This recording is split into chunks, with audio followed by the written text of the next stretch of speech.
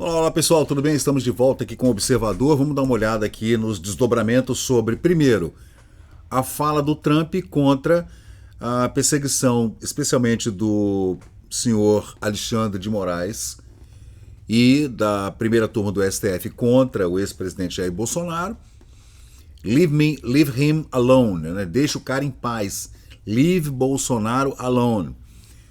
E depois Elvira Salazar apoiando, deputada pela Flórida, nos Estados Unidos, a questão da Corte da Flórida e os processos contra o Alexandre de Moraes, da Trump Media e do Rumble e Locals, que são plataformas americanas de rede social que foram removidas do ar no Brasil por conta do Alexandre de Moraes, de forma inconstitucional, de forma também a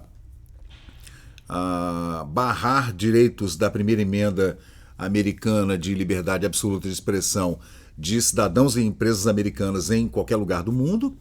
A pessoa sofre retaliações, né, ou o governo do outro país que está fazendo isso, né? E os desdobramentos continuam. Agora, é uma questão de embaixadas, né, gente? O Itamaraty, o nosso Ministério das Relações Exteriores, com o secretário de Estado Marco Rubio americano, que é o equivalente brasileiro americano, né? E essa questão que agora a gente traz, que é a embaixada dos Estados Unidos, que a gente está vendo aqui, ó. Esse é o site da embaixada americana em português aqui no Brasil, falando sobre essa perseguição ao Bolsonaro. Eles estão alinhados com o Trump, com o discurso do Trump, né? Eles estão falando novamente e divulgaram uma nota falando dessa perseguição vergonhosa a Bolsonaro. A impressão que está me dando é de que tem algo acontecendo lá. O Paulo Figueiredo falou que não pode falar. Ele sabe. Aliás, o Paulo Figueiredo é o grande responsável por tudo que está acontecendo em relação ao Brasil contra essas decisões absurdas tomadas pela Suprema Corte Brasileira contra cidadãos brasileiros da direita, contra quem fala mal do STF, contra quem fala mal do governo, contra quem fala mal de deputados ou senadores da esquerda, todo espectro desse espectro da esquerda, né? Seja o pessoal do PSDB, do PSB, do PSD, do União Brasil, isso é tudo esquerda, gente. O Brasil não tem partidos de direita. O último talvez tenha sido a UDN, lá nos anos 50. Não existe partido de direita, gente. Né? Então a gente está construindo uma direita que começou ali pelos anos 2000, insipidamente, devagarzinho, a coisa foi vindo. Olavo de Carvalho, que é um grande responsável por incutir na cabeça de certas pessoas assim uma semente, e essa semente cresceu, germinou e deu no Bolsonaro. Se bem que Olavo de Carvalho falava, não eleja um presidente sem antes fazer uma base. Eu ouvi o professor Olavo falar 1000 vezes, não eleja um governador sem que ele tenha uma base, um prefeito também, o presidente muito menos, porque sem a base, né, ele fica numa plataforma ali que é feita e ele cai. O que aconteceu? Bolsonaro caiu, porque faltava uma base.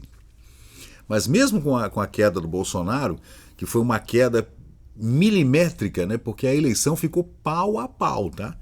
Se não fosse o TSE interferindo nas eleições do primeiro para o segundo turno em 2022, mexendo naqueles propaganda eleitoral do rádio e da televisão na Bahia, em alguns outros estados do Nordeste, que tinha denúncia de que havia mais comercial do PT do que comercial do Bolsonaro.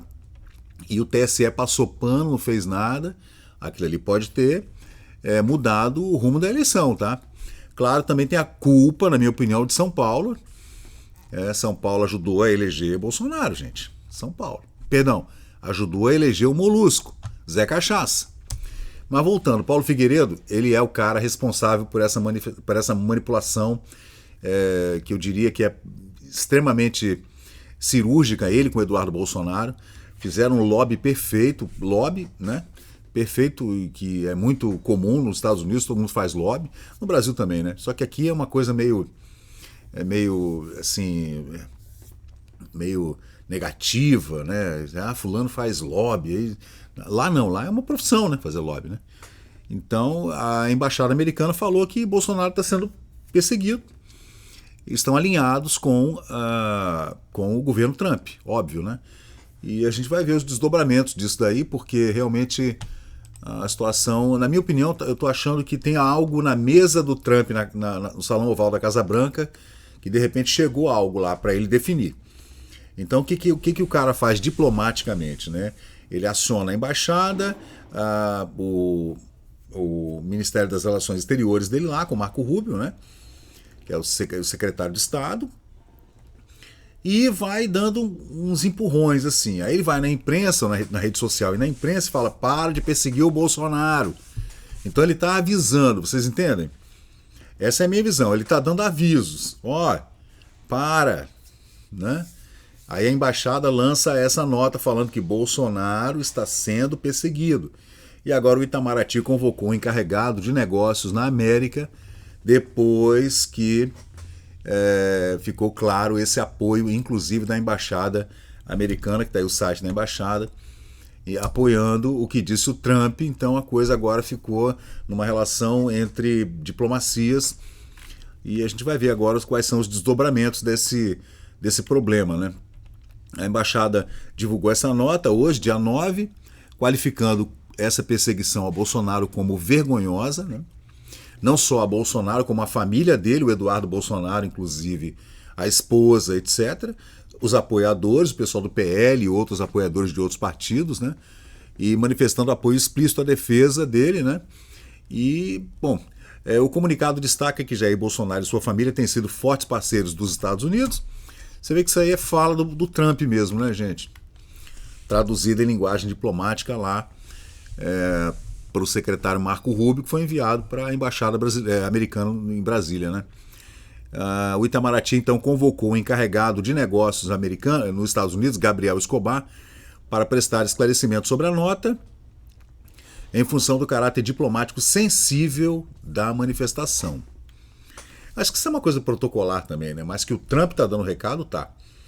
Só para a gente fechar esse vídeo aqui, o recado tá sendo dado. E o Paulo Figueiredo, voltando a falar nele, né? Que ele é neto do ex-presidente Figueiredo, jornalista, mora na América há 10 anos, tem lá a sua cidadania não, tem o green card, ele tem residência lá, e ele é que está fazendo essa articulação toda, porque ele inclusive já trabalhou no escritório do Trump. E gente, é interessante, né? O que está acontecendo? O que será que está acontecendo? Será que vai vir aí uma Magnitsky global contra o senhor Alexandre de Moraes? E outras pessoas envolvidas, inclusive naquele fato bizarro da entrada do Felipe Martins nos Estados Unidos, sendo que o Felipe Martins estava no interior de Minas. Aquilo foi bizarro também, gente. Quem foi que deu entrada no passaporte do Felipe Martins nos Estados Unidos, sendo que ele estava no Brasil, gente? Tem algo aí acontecendo, eles, claro, que sabem o que é, e eu acho que a gente ainda vai descobrir o que está por trás disso aí tudo.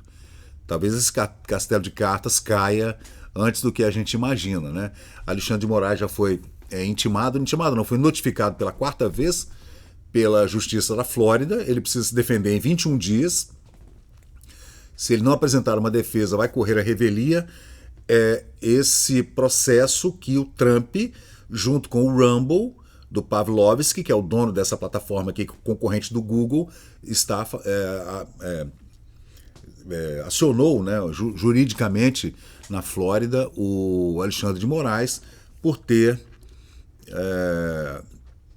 agido de forma monocrática e contra duas instituições americanas de imprensa, de rede social, né, e tirando do ar e cobrando multas absurdas, como ele fez com o X do Elon Musk, que aí eu acho que vai correr mais um processo, né?